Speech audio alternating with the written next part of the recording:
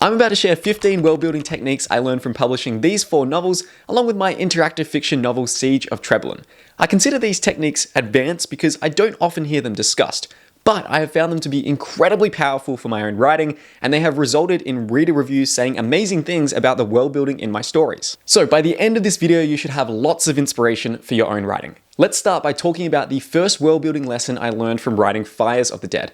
And don't worry, I'm not going to be having any big spoilers in this video, so you'll still be able to watch it and learn from this video even if you haven't read any of my books yet. The first technique I want to discuss is how you can build uniqueness through limitations. My goal with Fires of the Dead was to write a really unique and interesting magic system. And to give you some context for what this story is about, we follow a group of thieves as they enter a haunted, desolate forest that has been devastated by a bushfire in order to retrieve the skull of a dead sorcerer. In this world, we have pyromancers who have a kind of fire magic. And I know what you're thinking right now. Fire magic? Jed, that doesn't sound really unique at all. I've seen plenty of stories where people throw fireballs out of their hands. And ordinarily, you would be right. But I think I've done something quite unique with the world building and the magic system in this story because I've had a lot of reader reviews like this one.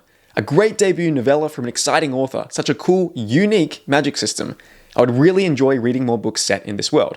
So how did I actually make the magic in this story feel unique? The way that the pyromancy magic system works in Fires of the Dead is that you need to get some blood out of your body and drop it into a fire. It could be a campfire, it could be a massive bonfire, it could just be a little candle. And once you have linked your blood into this flame, it becomes a source flame for you that you can draw energy from to then shoot fire from your own body. So essentially what I'm doing here is I'm creating a limitation around the source of the magic. Once you have expended all of your source flames, there's nothing you can draw from. So you can't just shoot fire continuously. You need to be strategic about the flames you're linking yourself to. Likewise, the further you are away from your source flames, the less energy you have to actually use their power. And it leads to some really interesting moments in the story. So this is something that happens pretty early on, so it's not really a major spoiler, but there is a scene in which my main character, Wisp, is trying to ambush another group. And Wisp himself is a pyromancer. The group are setting up around their campfire, it's nighttime, and Wisp and his crew are moving in to try to sneak up and surprise them. So what Wisp does is he gets a bit of his blood and smears it on the edge of an arrow tip. He then has one member of his crew, Breeze, shoot their arrow into the campfire, which links Wisp with that campfire, allowing Wisp to then draw all the flames out, plunging them into darkness so that his crew can come down and ambush them in the middle of the night. And the other big limitation I built around pyromancy fed quite deeply into the story and the world building of this society as a whole. You can only become a pyromancer through having part of your body burned in an ancestral flame. Now, these ancestral flames are these huge, raging bonfires that are contained deep within the halls of noble houses within this world. And they contain the minds, sort of like a hive mind situation, of dozens or hundreds of ancestors from that family whose dead bodies are put into these ancestral flames to make them more powerful. The way you become a pyromancer is essentially by pledging your allegiance to one of these noble houses and allowing part of your body to be burnt in this ancestral flame. This gives you a psychic connection to the hive mind inside that flame, allowing them to grant you some of their power, but also allowing them to subtly control you and get you to do their bidding in the real world. Now, the amount of skin that you allow to be burned in that ceremony where you kind of bond with an ancestral flame affects how much power you can use in the future. So if you just allow a tiny little bit of your finger to be burned, that's the only point where you can then shoot the fire out in the future. But if you're like Marrigan, who is a really ambitious and somewhat power-hungry character in Fires of the Dead and a member of Wisp's crew, you allow both of your hands to be horribly scarred by this fire so that you can be far more powerful than a regular pyromancer. So the key point here around creating originality in your magic systems is often the more layers of limitations you actually build into your magic, the more original it begins to feel, because now you have all these kind of unique problems and these unique solutions and unique consequences that your characters and your story will have to deal with. And this actually leads into the second big world building technique I learned from writing Fires of the Dead, which is to tailor your magic systems to create interesting conflicts. When I ran a magic system contest a little while ago where 116 fantasy writers sent me their magic system ideas and I picked one of them to give a $1,000 prize to, the magic systems that were the most appealing to me were the ones where as soon as someone described the magic, I just had an instant understanding of all these possible conflicts and interesting scenes and action set pieces that could come out of that magic as an inevitable result of the way it was set up. And so this is really what Fires of the Dead as a whole is all about. Earlier I mentioned how Wisp and his thieving crew are going into this haunted forest to try to find the skull of a dead sorcerer. Well, that actually came from me asking myself, what is the consequence of one of these ancestral flames that has this hive mind of hundreds of people from a family burned within it to form this kind of psychic entity? What are the consequences of what happens when that flame is extinguished? What happens then? And what I kind of realized in my story was that, okay, once a family's ancestral flame is extinguished, all that remains behind will be the skull of the first sacrifice that was done in order to set up that ancestral flame in the first place. And if you can take that first sacrifice, the skull of that first person who originated that massive bonfire, and then put it in your own ancestral flame, you get all the power that that previous ancestral flame, which is now extinguished, has. So it becomes a really appealing prize, and there is a lot of motivation for the different noble houses in this world to potentially extinguish the rival family's flames so that they can claim their skulls and bring them back to their own fires to massively increase their own strength. Another aspect of this pyromancy magic system that creates conflicts is the idea that once all of your source flame connections are severed as a pyromancer, you die. So say you've linked yourself to like 4 source flames, they might be a campfire or some lantern or a candle, and then you of course have your family's ancestral flame that you are linked to. Once all of those flames are doused and they're not operating anymore, you also die. So there is this tremendous tension that is running through the mind of every pyromancer in this world. And while these rules I set up around pyromancy were pretty simple and are, I think, explained quite efficiently within the few opening chapters of this novel, the restrictions and the kind of combinations of how these limits work together serve to generate endless ideas for different conflict, for different action set pieces, and in particular with the climax of this book, which I will not spoil, but if you have read this, you will know what I'm talking about here. All of these different rules and restrictions and limitations are combined together in a creative way to solve the big climax of the story and do something that feels totally unexpected, but makes perfect sense in hindsight. And then the third big world building lesson I learned from writing Fires of the Dead, and this will be the last one before I move on to my next book, is to create unique world building through combination. So for me, Fires of the Dead was actually, like many of my novels, the combination of 2 or more different story ideas entirely. One story idea I had was for this concept that I called Candle Mage. And I just had this really distinctive visual in my mind about this hooded sorcerer walking through a dark forest that everyone thought was haunted, and they were carrying with them a lantern, and inside that lantern was a tiny little flame, and that flame was linked to this magician's soul. Then a few months after that, I was traveling in Japan with my friend Mitch, and we visited some of the graveyards and the shrines in Tokyo, and I was really struck by the way in which the Japanese graveyards operated. Essentially how a lot of these worked was that you would have your family shrine, and there was this sense that your obligation as a living member of your family was to go back to your shrine regularly, to clean it, to put flowers on it, to basically honor your ancestors.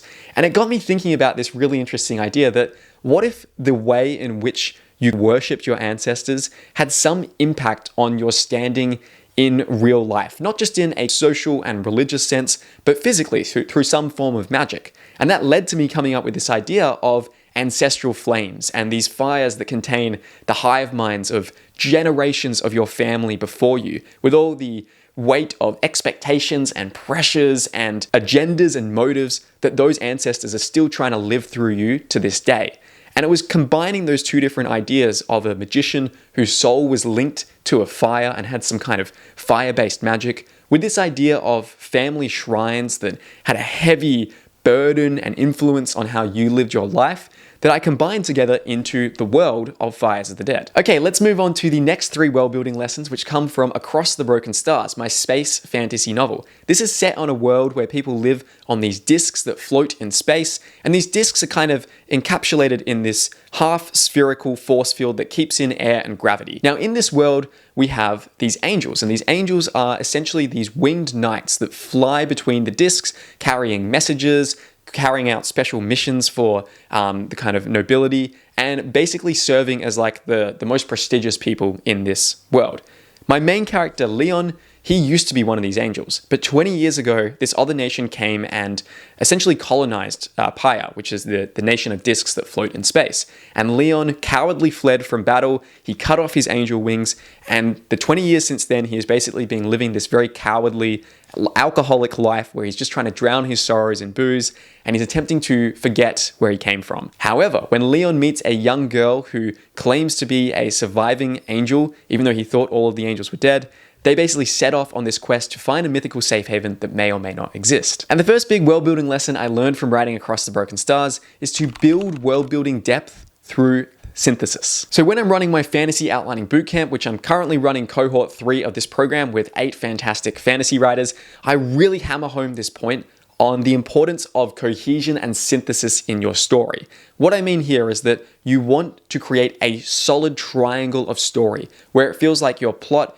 your characters, and your world building and your theme are all meshing together in a way where every element on that triangle of story strengthens the other elements. So the way in which you explore your world building reflects your character arcs, and it leads to conflicts that are explored throughout the plot. And your theme is something that is operating and is interwoven within all these different aspects of your story. If you think about the fantasy novels you enjoy the most, they're probably the ones where everything just feels like it meshes together so perfectly. And it's because of this sense of synthesis between all these different elements of story. So what you really want to be doing with your world building is figuring out how to use your world as a way to explore and amplify your character's arcs. In the case of Across the Broken Stars, this connection is pretty obvious. Leon goes through the process of trying to find redemption in the story through searching for this mythical safe haven that may or may not exist. And while he's going through this, he's kind of Indiana Jones style, going into these secret areas that were created by the archangels who founded this world hundreds of years ago, but who, might exist, who might not. There's a lot of lore and a lot of legend surrounding them. And as he's going through this process of discovering these ancient sites and these clues that were left behind by the archangels, he begins to question his faith, and he begins to actually maybe go through a bit of a process of redemption and finding renewed purpose in the story. And so in this sense, the world building is used to really dramatically explore his character arc, and it would be difficult to explain his character arc in isolation of the world. That's really what you want to be thinking about with your fantasy novel. In just about every instance where I see a good sense of synthesis between world building and plot and character, it becomes impossible for me to extract one of those elements and explain it in isolation. So if you take something like the Stormlight Archive, for example, talking about Kaladin's process of becoming a slave, working in the bridge crews, and then developing his powers and becoming a military leader on the Shattered Plains, it's pretty much impossible to talk about that without also describing how the high storms work in this world, or the Shattered Plains where the Alethi and the Parshendi have been fighting a war for many years. And it's this very distinctive setting where there's all these big canyons between these kind of plateaus on the plains, and you have these bridge crews who have to shove bridges out there so the armies can cross, and being in the bridge crews is essentially a death sentence. What you can see I just described there is how, if we look at the triangle of story again, we're basically going from plot to character to world building, back to plot to character to world building, and it is this thing where you can't separate these elements. They all feel very deeply interwoven and deeply important to each other. And again, this is something I try to tell my students in the Fantasy Outlining Bootcamp all the time, and it leads to really interesting results from them. Take this quote here from Christine, who went through cohort 2 of the program, where she mentioned how, while trying to figure out how my protagonist's character intersected with theme, I somehow jumped ahead today and created a plot point outline for his whole through line. I'm energized and exhausted. The second big world building lesson I learned from writing Across the Broken Stars was don't be afraid to adjust your world building to make your plot more interesting. Like I said before, this is a quest story. It's about Leon trying to find internal redemption through an external quest for this safe haven that may or may not exist. Structurally, I borrowed a lot of that from Logan, which is one of my absolute favorite movies and was a major source of inspiration for me. But originally, this story took place in a somewhat generic fantasy world that was similar to Earth, and the quest took place across continents and oceans. And as I was kind of planning this out, I just thought to myself, you know what? I love crazy world building. I love stories where the author just goes nuts and comes up with something that feels pretty wild and original. And so I was like, let's push this further. And so instead of setting that story on an Earth-like setting, I decided to set it on a bunch of small moons. And the idea was that the angels would be able to fly from moon to moon, Leon obviously doesn't have his wings at the start of the story, and so he would have to use airships and these other means to basically get from moon to moon. But as I was talking this story through with my friend Rebecca, who actually went on to later edit the novel, she was mentioning how it feels like it's going to be tough for Leon to get off these moons. Even if the gravity is small on these moons, jumping off these things is going to be difficult and either requires a lot of speed or some weird airships or something like that. And as I was thinking through, I was like, yeah, it's also not really pushing the envelope in a way I want. So that's when I made the decision to shift my world building a second time and set the story on these discs that float in space. And these discs, again, are sort of just, circular discs, sometimes a couple of kilometers wide, with settlements on them, sometimes with farmland, sometimes even with lakes on them because of the magic that the archangels have left behind. And they are covered in these sort of domed force fields. And inside the force field, everything feels normal in terms of gravity and air and all of that. But as soon as you step out of it, you're now in space. And it made it so much easier for me to take my characters from location to location. And it also led to really interesting set pieces in the story. My point here is that you shouldn't be afraid to radically push the envelope and to radically question what your world has to be for your story. And then the third and final big world building lesson I learned from writing Across the Broken Stars is to leave some aspects of your world mysterious. You don't need to explain everything. And in fact, one of the things that readers have told me they appreciate the most about this story is how much room is actually left to your imagination. Now, part of this may be because Across the Broken Stars is a standalone story, but also this was an intention I had in this book. I mentioned earlier how there's these archangels, the ones who supposedly created this world and created these discs, and created all these different secret rooms and clues behind for Leon to follow over the course of the story. And it's really left up to your imagination as a reader to what extent those archangels were real, to what extent there were legends that were embellished about them. And I really like the fact that everyone going through this story can have their own totally unique interpretation of the history and the accuracy of these different myths and legends. I think sometimes there's a temptation with your world building to try to explain everything. We talk often about the idea of hard magic systems where you explain a lot of the rules, and soft magic systems where it's more wishy-washy and it's a little bit more vague how things actually work. And you can think about world building in similar terms. You've got hard world building, where a lot of the joy of this comes from being able to explain all these concrete rules and ideas to your reader, giving readers a really clear sense of how every little aspect of this world operates. And then you have the soft world building, where it's more about the emotion and the tone and the feeling that your world building creates, and the actual underlying logic of it doesn't always need to be fully explained to the reader, as long as, of course, it is there in some form on the page to the extent that the reader does believe the story and they do feel fully immersed. Now, let's move on to talking about the 3 world building lessons I took from writing The Thunder Heist, which, out of everything I've written so far, probably is the one that receives the most praise for its world building. And before I actually get into the world building of The Thunder Heist, I just want to mention that I actually have a free 5-day course designed to help you write better fantasy characters in your novel. And it is a really fantastic complement to a lot of the things we're discussing in this video, because while your world building is so important, your characters are just as essential to writing a fantastic fantasy novel. And in fact, your characters and your world, as I've mentioned earlier in this video, intersect and cross over in really meaningful and important ways if you're trying to write a cohesive, deeply resonant fantasy story. So you can go to the link on the screen or in the description down below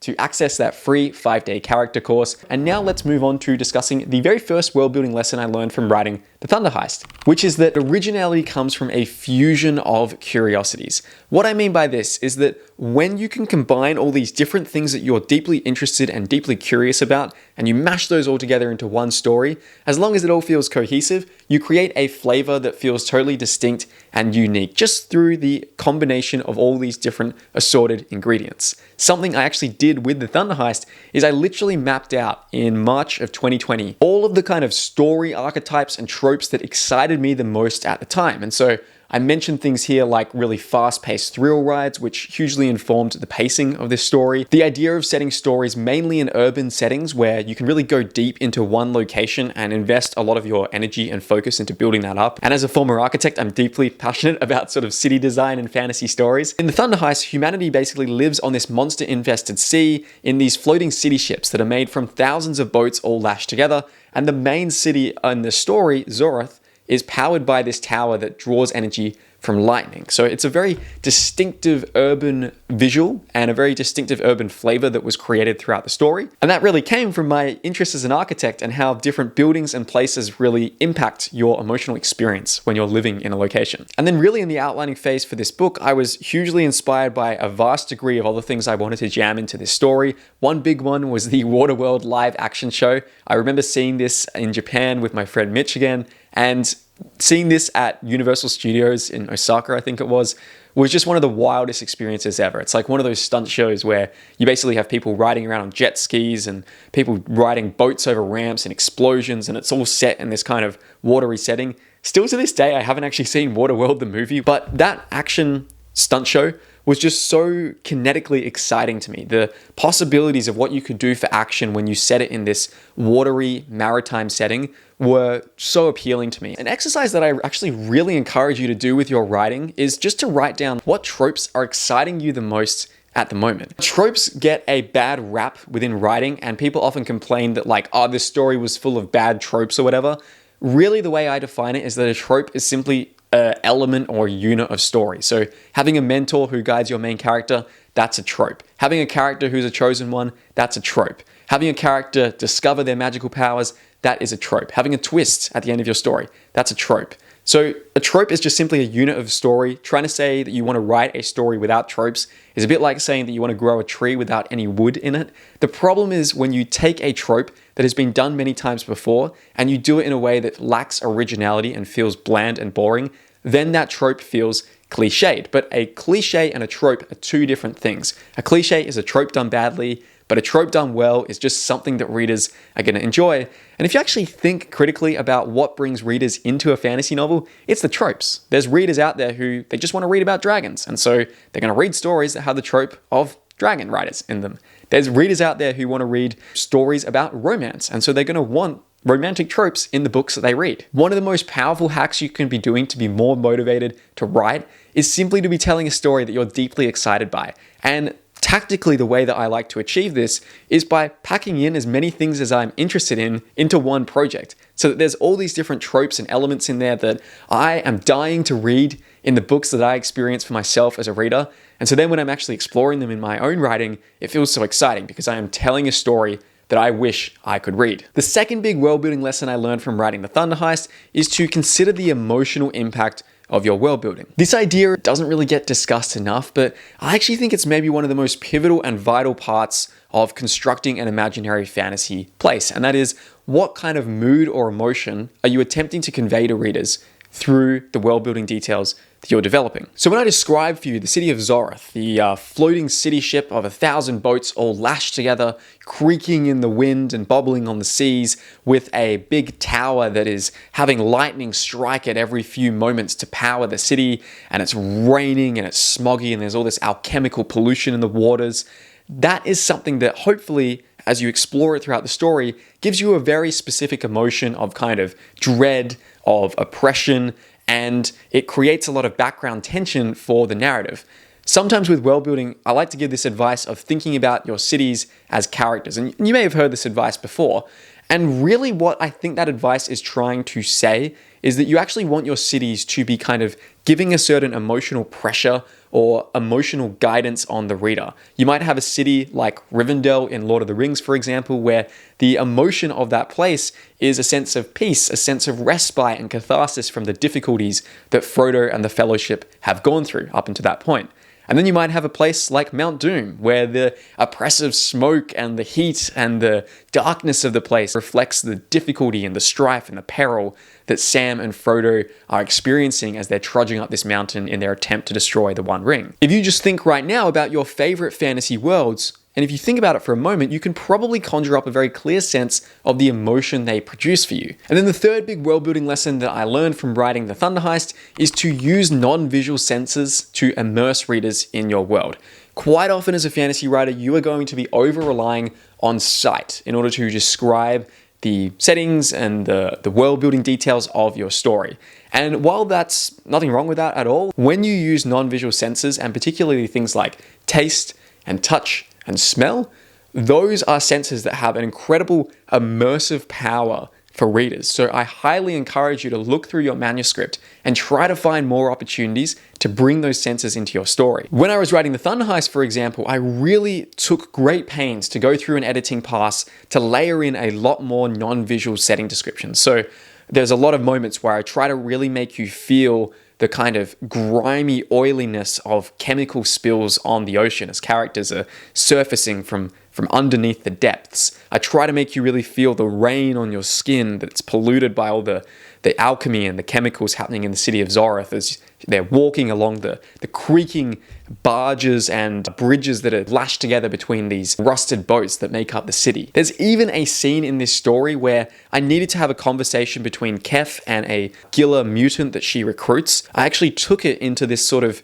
noodle bar in the story where the characters eat noodles that have a bit of seaweed in them as well.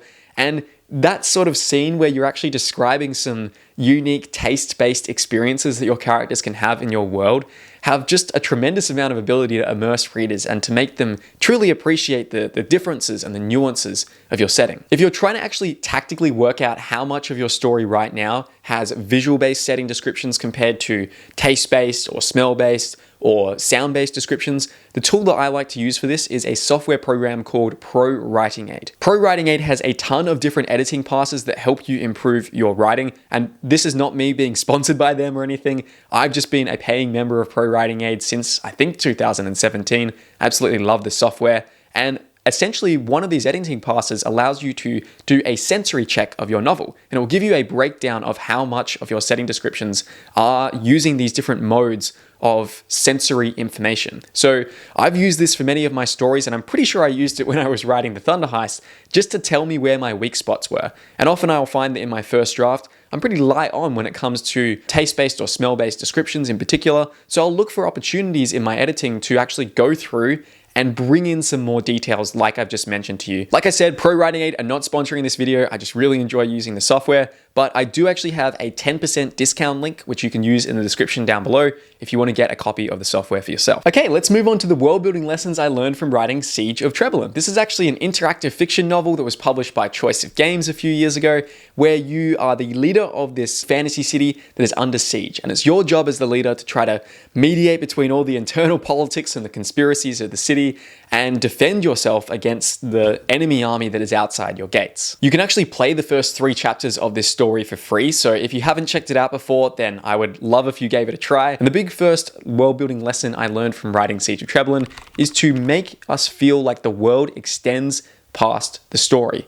You never want your readers to have the sensation that they are walking down a street with 2-dimensional movie set facades on the buildings on either side of them. You want the sense that readers could turn down any little alley in your city or wander over any hill in the countryside of your fantasy world and find something that's just as rich and exciting and fascinating for them to explore. You want this sense that your fantasy world is an open world, not a closed world, but an open world where you could wander into all these different locations and countries you're describing and experience all these different cultures that you maybe mention, and there would be a sense of readers actually feeling like those things are real and that they could extend beyond the boundaries of your story.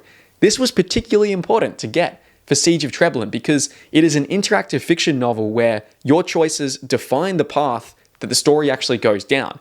So it was really important to me to develop out this city where I knew everything that was happening in that city. And so as I take you down different pathways and as your choices lead you in different directions throughout the narrative, there is a sense of development and depth to all these different avenues. For Siege of TREBOULAIN, I actually built this map in order to achieve this. This is the original hand-drawn map that I created for the story. It's a little bit dusty. It's been gathering a bit of dust on my shelf back there.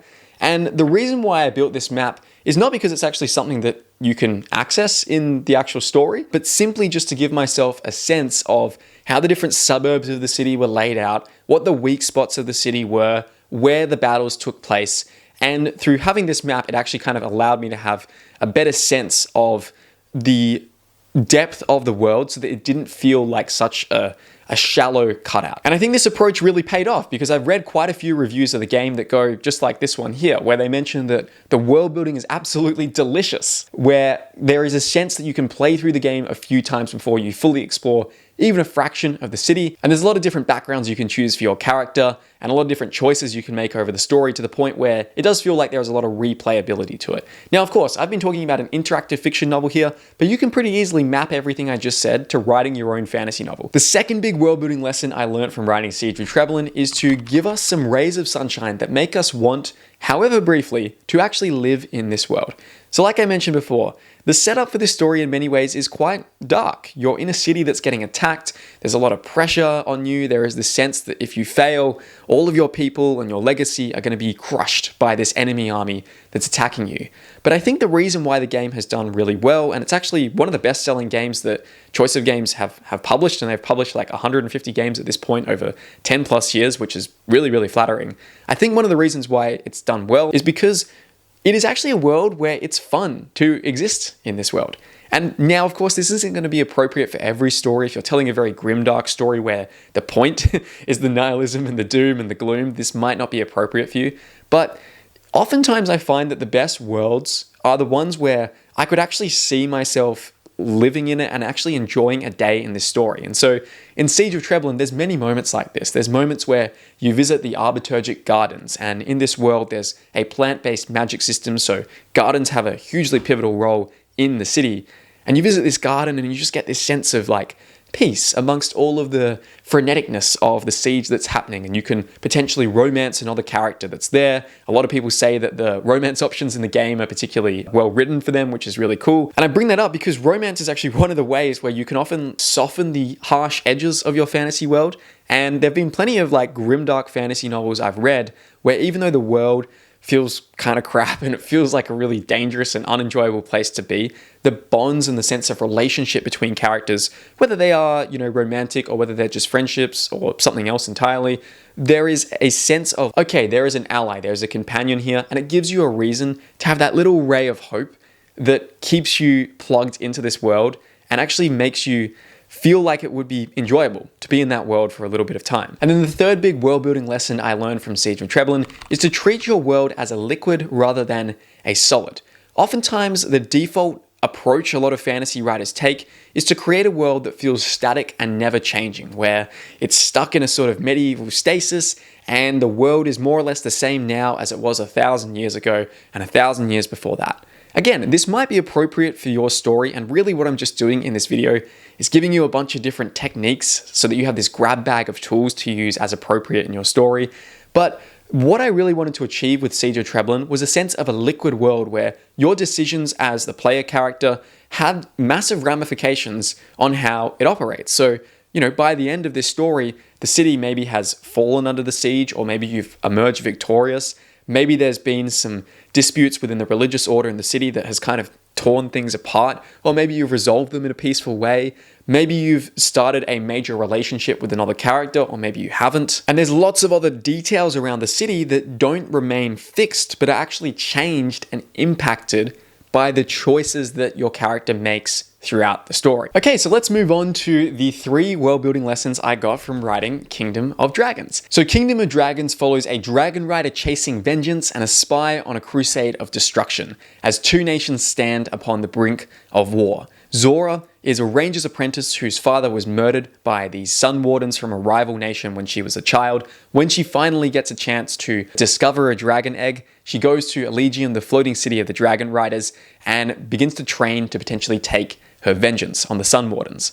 Roven, on the other hand, our other main character, he had a dragon kill his best friend back during a war a decade before the story began. And he has apprenticed himself to a Sun Warden and then gets sent on a mission to infiltrate Elysium, the floating city of the Dragon Riders, with a dragon of his own in order to destroy it from within. Now, Kingdom of Dragons is actually the first book in this list that you can't really get at the moment because I've delivered the ebooks to the Kickstarter backers because we funded this on Kickstarter last year, and I've already started to see some really cool reviews come in from those Kickstarter backers, but I'm currently in the process of actually getting the book printed, and actually behind me over here, I have this big box of all these signed sheets that I need to sign and then send back to the printer to include in the book. But the first big world building lesson that I learned from writing this story is to use conflicting interpretations of history. We have two point of view characters, and it's not really a story where there's like a clearly defined antagonist, but rather these two characters are coming into the story with completely opposite objectives, to the point where you bond with both of them,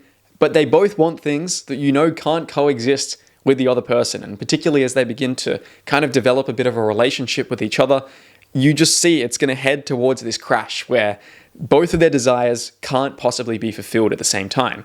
So they come from two different nations, and one of the things that I did in this story was to show you the way in which our identity and the nation we come from has a massive impact on our worldview and our perception of truth. So Rovin, for example, he calls the war that happened between Alatia and Durseen, Alatia being the Dragon Rider nation, Durseen being the Sun Warden nation, Rovin calls that war the Dragon War, whereas people from Alatia call that war the Durseen War. So you can very clearly see it's a very little detail, and it's a little nuance that actually makes Rovin slip up a bit because he's trying to be a spy. He's trying to pretend that he is an Alatian native. And it's a small detail, but it's just a kind of microcosm example of how you can use conflicting interpretations of history to create a sense of conflict within your story. And quite often when it comes to your world building, because you as the author know how your history or how your lore actually went down, sometimes you can convey that certainty onto the page.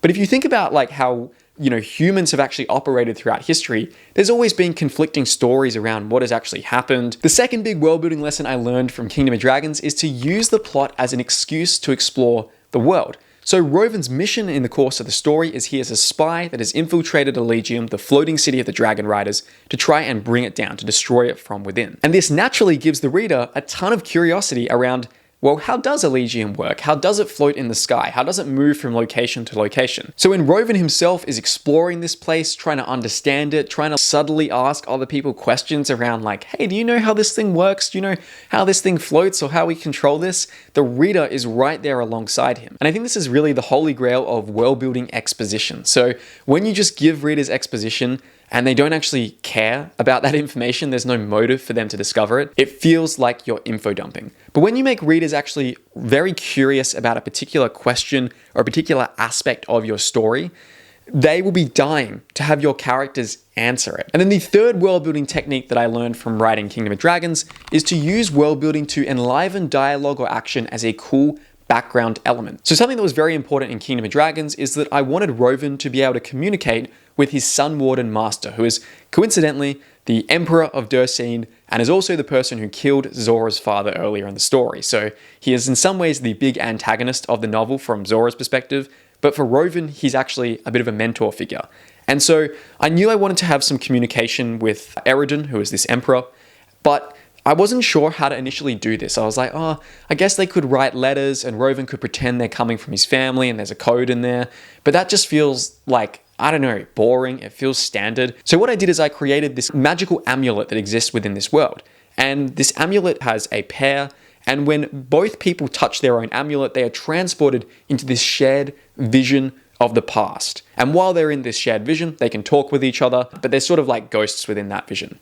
And so what I actually did is I used this amulet for the functional purpose of having Rovin and Eridan communicate with each other while Rovin is undercover, but I also used it sneakily to create a lot of world building around the lore and the backstory of this world. So 700 years before the narrative takes place, there were these kind of eldritch entities called the Godsworn that ruled Ahara, which is the name of this world. And there was a Sun Warden who basically rose to defeat those Godsworn. And that's kind of the foundation of the Sun Wardens. And this is something that is sort of initially a bit of a legend and a myth at the start of the story. But in every conversation that Rovin and Eridan have inside that amulet, they actually see like a little vignette, a little scene of that first Sun Warden going through the process of fighting against the Godsworn. But here's the secret. When I actually wrote the first draft for this story, it was just dialogue in those scenes between Rovin and Eridan. I actually didn't have that backstory there at all. And I went back in future drafts and figured out how many scenes I actually had where they were talking in the amulet. And then I outlined essentially almost like a mini novella, or really even a full-length novella, to go in those sections of the story so that it wasn't just a scene that was achieving one functional goal of conveying exposition about what Rover needs to do, what his next phase of his mission is, but it was also something that had this added benefit of establishing some wider lore about the story. And now that I'm writing the sequel to this book at the moment, a lot of that lore has actually foreshadowed many things that happen in the second book. And the plan for this is to be a trilogy. Something that I really, really recommend you have as one of your editing passes is to go through your story and look for these opportunities to take scenes that are maybe set in somewhat generic locations right now and set them in aspects of your world where you are giving more layers to the scene, so they're not just achieving one flat thing, but rather there is kind of a rich tapestry of things that you are accomplishing in that one scene. Now, if you want to take your world building further, it's important that you avoid the 6 most common world building mistakes that I see new fantasy writers make all the time. And I broke down what those mistakes are and how to avoid them in this video over here.